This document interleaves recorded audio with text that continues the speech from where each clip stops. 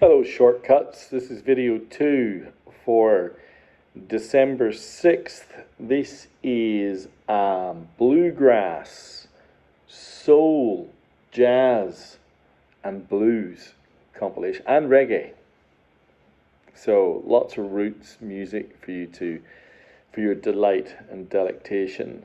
The price list will be released 9 p.m. Sydney time on Wednesday, December 6th, as usual.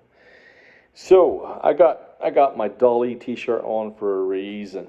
I have a very special record to lead off with.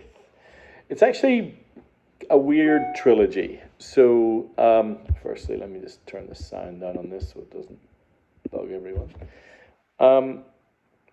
So I had a bundle of Vinyl Me Please records that I brought to a record fair at the weekend.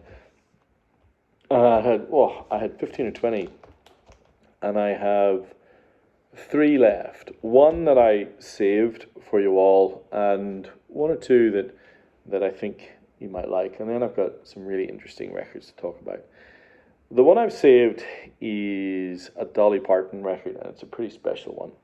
Now, what I'm going to show you are the 3 Vinyl Me Please packages, but then I'm going to open them up because I got my own copies, and I'm going to show you my copies so I can keep these ones sealed. So the first record is Dolly Parton's 2001 bluegrass record, Little Sparrow. I'm going to talk about that in more detail in a second. There's the sealed record. The second is Sly and the Family Stones, There's a Riot Going On. And the third is Shotgun Willie by Willie Nelson. I'm going to keep all those 3 over there sealed, and I'm going to talk you through my own personal copies. And I'm going to start with Little Sparrow. So 2001 was an interesting time for Dolly Parton. First thing about this record that you need to be aware of is that this is its only vinyl release.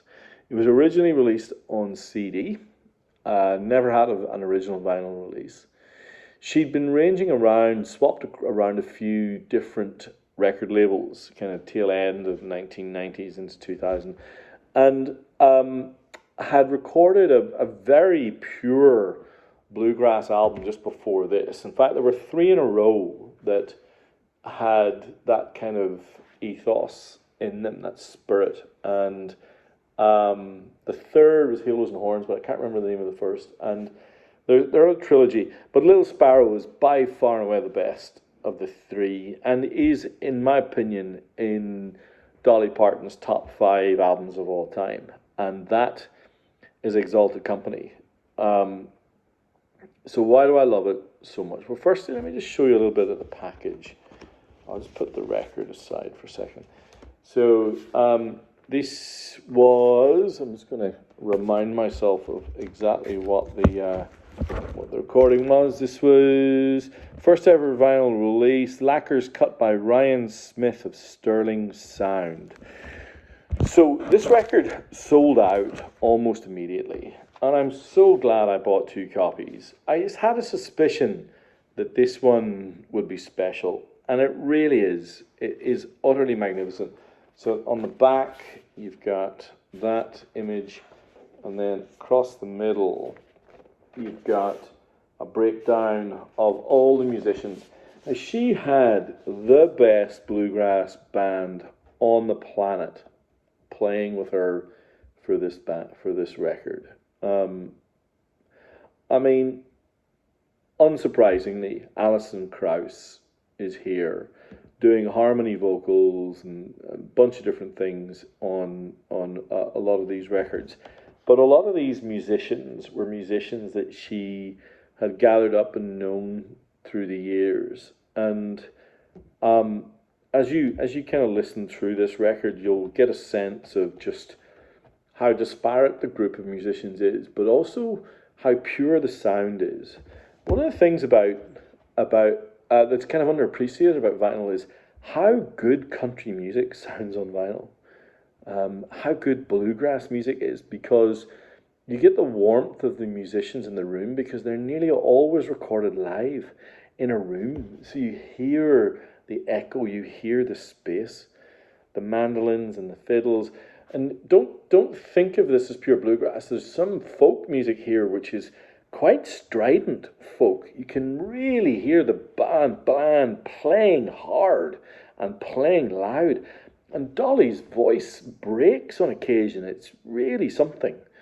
Also melds in kind of soundscape type things, and it's I don't want to give away too much because whoever gets this is really really in for a treat. It's sold out for a reason, and she does some really interesting cover versions in this record as well, including Shine, that indie kind of rock hit by a band called Collective Soul in the 90s, which is interesting because now she's released Rockstar in the last couple of months, which is her rock record after she was inducted into the Rock and Roll Hall of Fame and decided, well, I better make a rock record.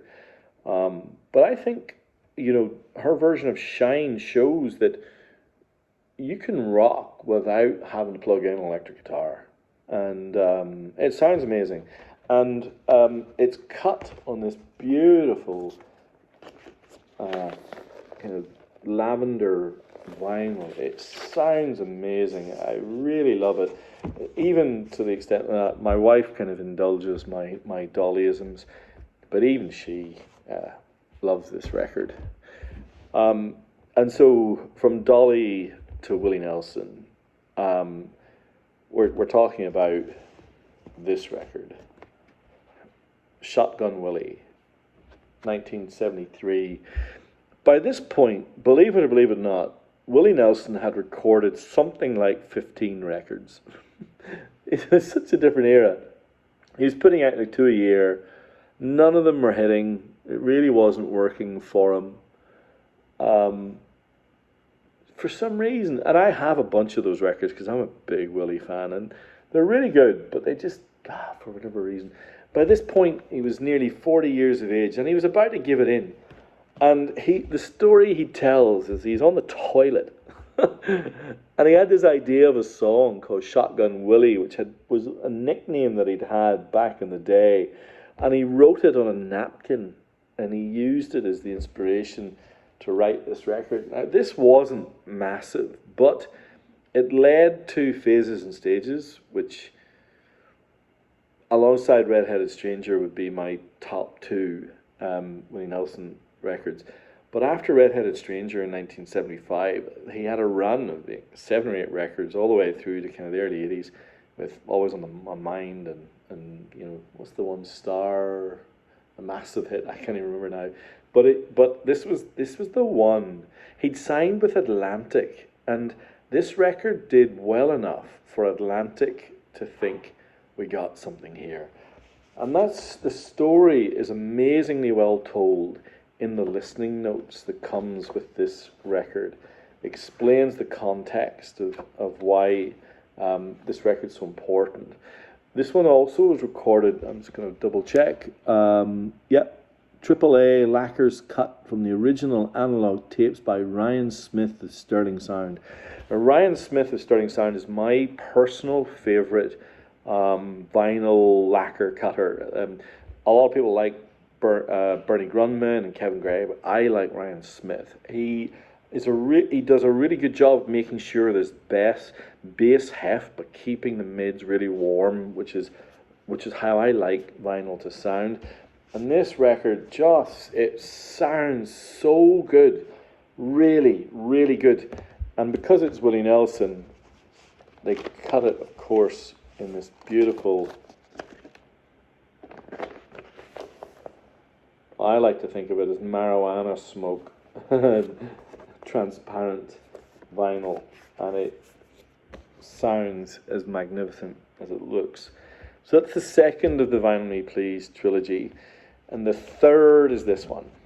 On the Vinyl Me Please Discord and on the Reddit pages, I would say of all, this is probably the one that people have gravitated to the most. It is There's a Riot Going On by Sly and the Family Stone from, man, I think this is like 71 or 72. This is his response in some respects to Marvin Gaye's What's Going On, as it's described here. While What's Going On was pivotal in allowing black artists to deliver popular music with a message that spoke to the times, There's a Riot Going On followed Marvin Gaye's lead, but pushed the boundaries further. Sly challenged what was possible for a black artist in popular music, both lyrically and sonically. Now, I was going to make sure I read and get it exactly right. This one, AAA lacquers cut from tapes by Ryan Smith, also at Sterling Sound. Now, this is a really dark, dirty, funky masterpiece. I love the concert gatefold in the middle. The listening notes are great. And because it's an essential release, you also get art print. The art print is by Jean-Pierre Conseguera, which was based on a photograph taken by Herb Green at the time of the recording of the record. And in this case, it is this, which I really love. They call this Love and Hate, H-A-I-G-H-T, which is, I guess, a play off the sleeve, but Hate being that area of San Francisco, and I believe this record may well have been recorded in San Francisco. So now you can get a sense of those three records from my own copies, but the copies I have for sale will be sealed. Now the Willie Nelson and the Sly and the Family Stone are going to be $25 off the usual VMP price, so they're going to be $55 each, which is an absolute bargain because they're incredible. But the Dolly Parton is $110, so just so you're aware. But it is, I think, 200 plus on Discogs now for sealed copies, and there are none. So, treat yourself to a Christmas present. It is that good. And if you don't like it, give it back to me. I'll happily take it back, but you will. It's awesome. I'm very conscious at times that the shortcuts lists can be a little bit male-centric. So I get very excited when there are amazing female artists like Dolly that I can talk about. I love this next album. I've never had it on the list before, and I'm going to rave about it for a minute. It's called Odetta and the Blues on the Riverside label. Odetta being a kind of ostensibly a folk singer. She came up through kind of 30s and 40s, and this record, Odetta sings Odetta and the Blues, is somewhat of somewhat misleading. You can see here it's not your typical Japanese hard cardboard, it's laminate. It's a really early copy, but it's in beautiful condition with the original early Japanese style obies that are much less ornate and big and fat than previous. They were quite subtle back then, but is magnificent. No insert because the early Japanese pressings, the details were actually on the back cover. The inserts with lyrics were a later addition. You can see that's on the Riverside label. So what is there to love about this record? Firstly, it's not really a blues record, it's a jazz record. And it's the type of jazz record where every single track makes you smile. Her voice is fat and onerous and deep, and you can hear the folk underpinnings. She does not sound like Billie Holiday or Aretha Franklin. Her voice is kind of more circular and rounded than that. What I love about this sleeve, can you see the laugh that can you see how much fun she's having? That's what comes across in the music.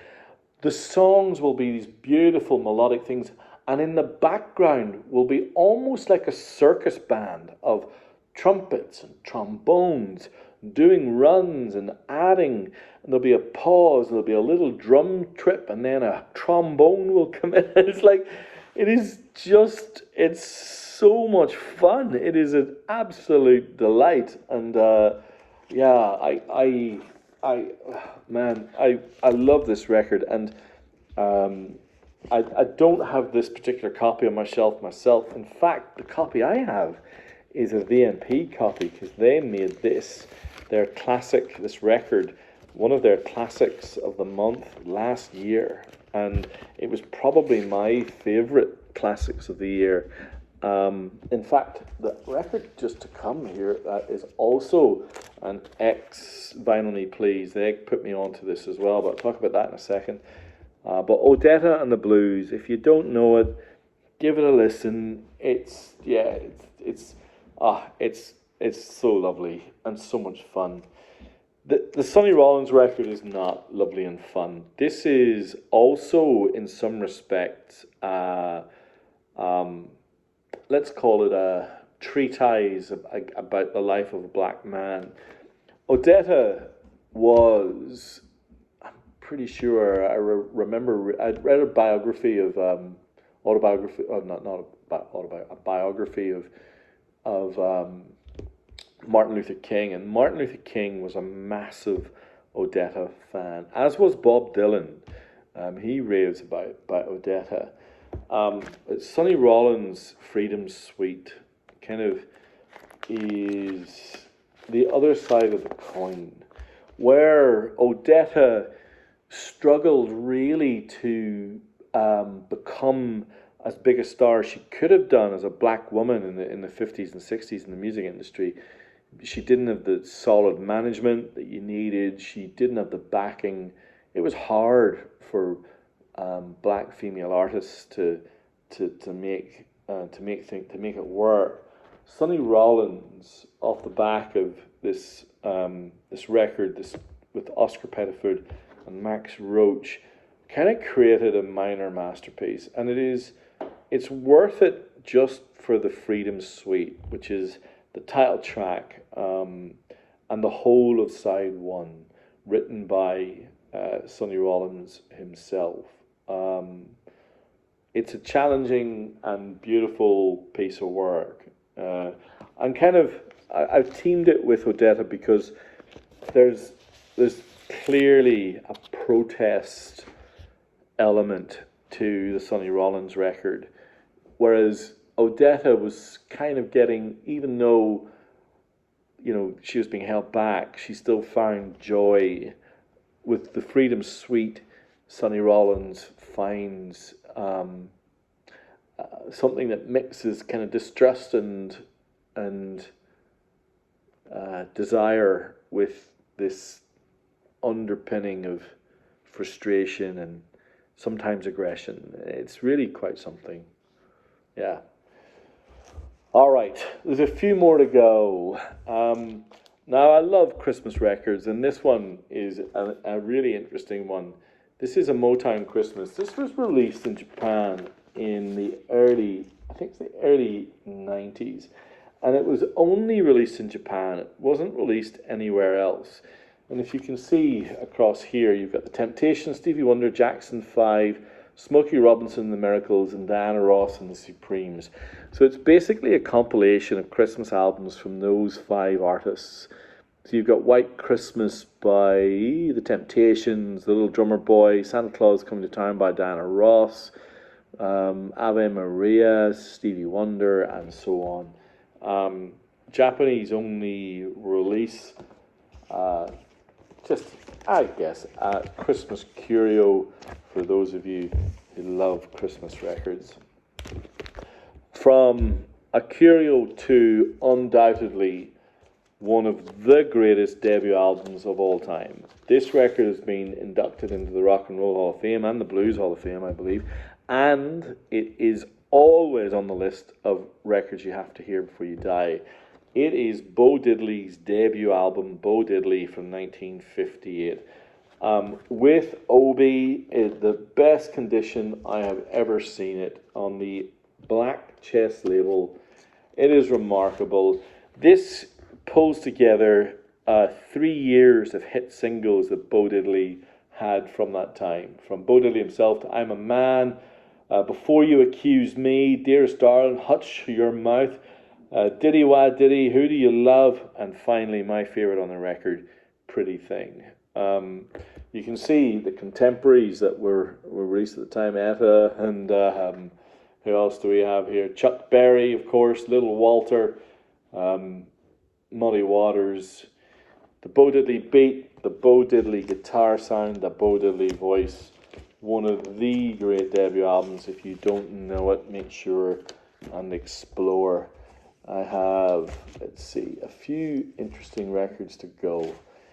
Now, talking about Japanese compilations, this is also a Japan-only release. But what I love about this is it's the textured sleeve. This is the very best of Sonny Boy Williamson. And on the back side, you can see his contour in red. It's just a beautiful compilation of the Blues Master on the chest label as well. Yeah, I just love it. It's just the sort of thing that just works on vinyl. It sounds wonderful. And I have three records to go. I'll do them super quick. I have Coltraneology by John Coltrane. Now, this is a really interesting live record. So, it's been released many times in Japan. More times in Japan than in many other countries because the Japanese love this record. And I think it's a lot to do with the band. Listen to this. John Coltrane, Eric Dolphy, McCoy Tyner, and Elvin Jones. Recorded in Stockholm, November 22, 1961. That is one of Coltrane's greatest bands because Eric Dolphy didn't normally play with him. He came on this tour to Scandinavia, was captured in this one night, and the Japanese adore this record. It's on this unusual label too. Let me show you. Look at that. Coltraneology by John Coltrane. Yeah. A very interesting and lovely record. And I've had it a couple of times, but not anything like the condition that copy is. It's pristine. All right, 2 more to go. The record that broke open the Ohio Players was Skin Tight from 1974. This is the Japanese first press. You can see the lyrics here on the back. Skin Tight, Streaking Cheek to Cheek, and probably the biggest hit from this was Jive Turkey. You can see the kind of S&M stylings of their sleeves starting to come to the fore as they move through the 70s. They got steamier and steamier. This one is relatively tasteful for the Ohio Players, but it is also, I think, unquestionably their best record. And for those of you who like sweaty, steamy funk, that's as good as it gets. And then finally, I have a lovely copy of Natty Dread by Bob Marley. A beautiful copy on let's have a look at this label here.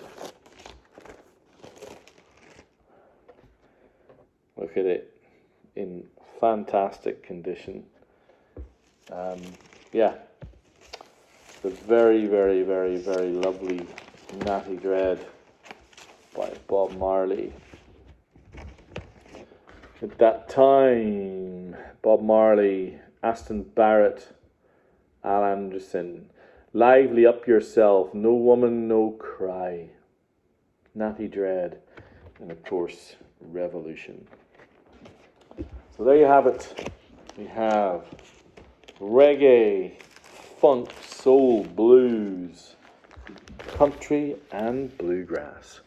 That is list 2 for shortcuts this week.